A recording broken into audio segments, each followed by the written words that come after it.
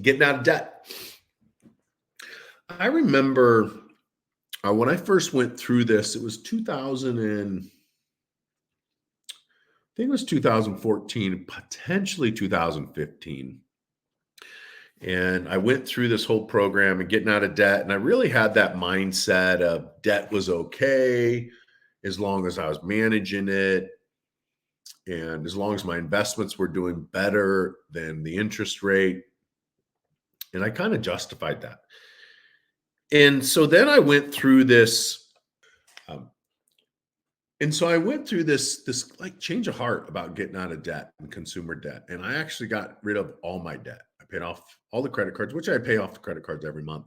But I paid off the car loans, and then I just started hammering away on my mortgage and ended up paying off my mortgage as well. And I got to tell you, that was one of the most freeing feelings I've ever had. Not quite as good as flying a parachute or paramotoring before it crashes, but it was pretty freeing. And now I'm kind of in between there. So I have business debt, but I really don't have any personal debt. When I say I don't really have any, it is very, very small. Yes, I have a mortgage. I don't plan on paying off the mortgage. And the reason why it's 3%, um, I put no money down on the house. I literally moved in for $550. I paid for the appraisal.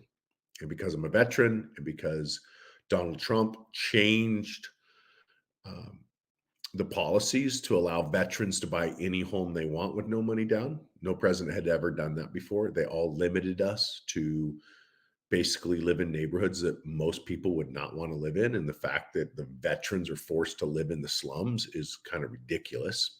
But that's how it was. And so um, up until 2017, veterans really didn't use the VA as much. And if they did, they lived in areas, in many cases, um, where they really shouldn't be living. And I don't know if it was because the government didn't care about the veterans, which partly could be, or they could say that they're moving veterans in to chase off the riffraff. I don't know.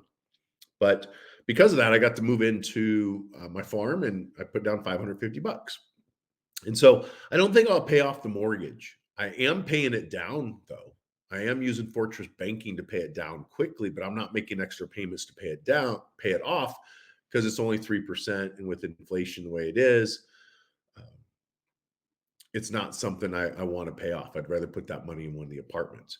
And so when I went through this process, I learned a lot about debt and good debt and bad debt and um, consumer debt and what it was like to not have a car payment and yet still make a payment so it starts stacking up. And we call that stacking and racking cash.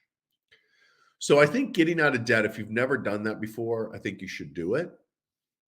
I'm not necessarily a proponent of making extra payments on the mortgage,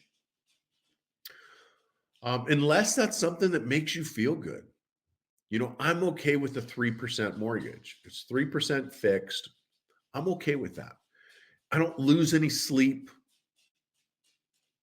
I don't stress out. I don't have any anxiety that I have a house payment coming up. That doesn't bother me at all. If it does bother you, then pay off the mortgage as well. If it doesn't, then stack and rack that cash for investments. So getting out of debt is really important. And I think you should get out of all consumer debt, especially credit card debt.